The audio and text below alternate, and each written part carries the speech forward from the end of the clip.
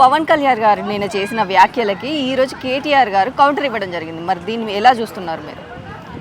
వాళ్ళు తెలంగాణ రాష్ట్రం కోసం ఏర్పాటు కోసం రాత్రి బవలు యుద్ధం చేసిన వాళ్ళు. ఆ బాధ అనేది ఆయనకు తెలుసు కాబట్టి ఆ మాటను ఆయన జీర్ణించుకోలేకపోయాడు. కాకపోతే అధికారం లేము కాబట్టి ఆయన ఆ విధంగా మాట ద్వారా ప్రశ్నించాడు. అదే అధికారం ఉంటే రోడ్డుకు వచ్చి ఎవడరా వాడు, ఒకప్పుడు ఇదే హరీష్ అన్న మాట, నువ్వు ఎవడలు లంచవాడకు నువ్వు తెలంగాణ వాడురా అనే మాట ఈరోజు కూడా ఆ మాట వచ్చేది. ఎందుకంటే ఆ అనుచితమైన వాక్యం అలాంటిది కాబట్టి ఈరోజు కేటీఆర్ గారు కూడా రావడం, ఆ మాట అనడం కూడా చాలా శుభ పరిణామం.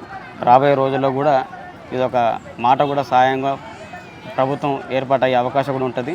కేటీఆర్ గారికి ప్రత్యేకమైన ధన్యవాదాలు తెలియజేస్తున్నాను. తెలంగాణ పక్షాన నిలబడాలి, తెలంగాణ తెచ్చిన వాళ్ళు కాబట్టి, తెలంగాణలో పదవులు అభివృద్ధి కోసం పనిచేసిన వాళ్ళు కాబట్టి, అటువంటి అనిశ్చిత వాక్యం వీళ్ళు దిగించుకోలేదు కాబట్టి తెలంగాణ పక్షాన, తెలంగాణ ప్రజల పక్షాన ప్రభుత్వం ఎటువైపు పోయినా కానీ ఈ తెలంగాణ బీఆర్ఎస్ అనే పార్టీ ఒకటి తెలంగాణ పక్షాన నిలుస్తుంది కాబట్టి, నిలవాలి కాబట్టి త్వరలో కేసీఆర్ కూడా రావాలి.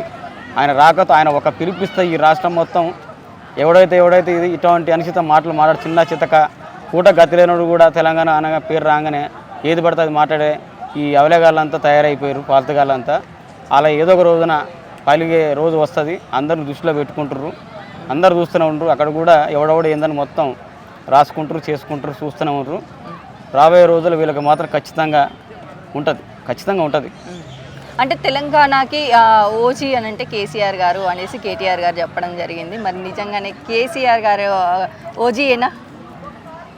సినిమాల్లో పవన్ కళ్యాణ్ గారు ఓజీ అయితే కొట్లాటలో తెగింపులో నేనంటూ ఎవడైతే నాకేంటి మనల్ని ఎవడు రాపోయిన డైలాగ్ కానీ కేసీఆర్ గారు ఓజీ. అది పక్కా ఓజేనా, నిజ జీవితం ఓజేనా, సినిమాలో ఓజీ అంతే. అన్న సినిమాలో ఓజీ, అభిమానంగా కేసీఆర్ మాత్రం తెలంగాణ పరంగా మాకు ఓజీ. అంటే నెక్స్ట్ ఏ పార్టీ అధికారంలోకి వస్తుంది అనేసి అనుకుంటున్నారు? అంటే ఇప్పుడు ఉన్న కాంగ్రెస్ ప్రభుత్వం అసలు ఎలాంటి పథకాలతో ముందుకెళ్తుంది? ఇంకా టైం ఉంది మేడం.